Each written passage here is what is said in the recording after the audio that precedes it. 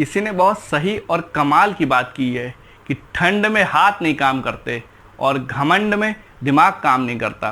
नमस्कार, मैं हूं शशांक पांडे और आज मेरे साथ कहानियों की कड़ी में एक और कड़ी जोड़ते। दरअसल आज हम बहुत दिनों के बाद फिर से एक स्टोरी आपके लिए लेके आए। दरअसल आज की जो स्टोरी है एक पेंटर की है।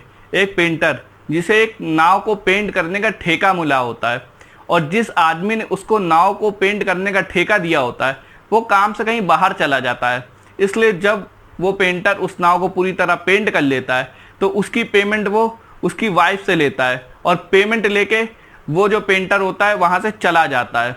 लेकिन 2 दिन बाद जब पेंटर अपने घर में उठता है नॉर्मल के दिनों में, तो जैसे ही गेट खोलता है तो जिस आदमी ने उसे नाव पेंट करने का ठेका दिया होता है वही आदमी एक बाहर खड़ा होता है और ढेर सारे पैसे लिए होता है और वो पेंटर को देता है। कहता है ये लो तुम्हारे काम की कीमत। तो वो जो पेंटर होता है कहता है कि मेरे काम की कीमत मालकिन दे चुकी हैं और वैसे भी मेरे काम की कीमत जो है वो इससे कहीं गुना ज़्यादा है, ये पैसे मुझे नहीं चाहिए। लेकिन वो आदमी कहता है नहीं, ये पैसे तुम्हें लेने ही पड़ेंगे, क्योंकि जब मैंने तुम्हें नाव पेंट करने के लिए कहा था तो मैं तो भूल गया था कि उसमें एक छेद भी है, लेकिन फिर भी तुमने उस छेद को भरा, उस छेद को रिपेयर किया और पूरी तरह जैसे नाव थी पहले वैसे ही कर दिया। और मैं तो भूल गया था तुम्हें बताना, मुझको तो याद भी नहीं था। लेकिन मेरी पत्नी उसने मुझे बताया कि तुम नाव को पेंट करके जा चुके हो और उसने ये भी बताया कि मेरे दोनों बच्चे उस नाव को लेके नदी में गए हैं। और तभी मुझे छेद के बारे में याद आया और मैं तुरंत दौड़ता हुआ नदी की तरफ गया। लेकिन मैंने वहाँ देखा मेरे दोनों बच्चे सुरक्षित हैं और नाव में वो छेद है तुमने भर दिया है और तुम्हारी वजह से मेरे दोनों बच्चे आज जिंदा हैं। और इससे ज़्यादा मैं तुमसे कुछ नहीं कह सकता।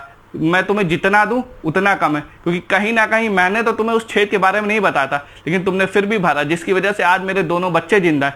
इसलिए तुम्हें जितना दूं उतना कम है। ये एक छोटी सी कहानी हमें बहुत बड़ी सीख देती है।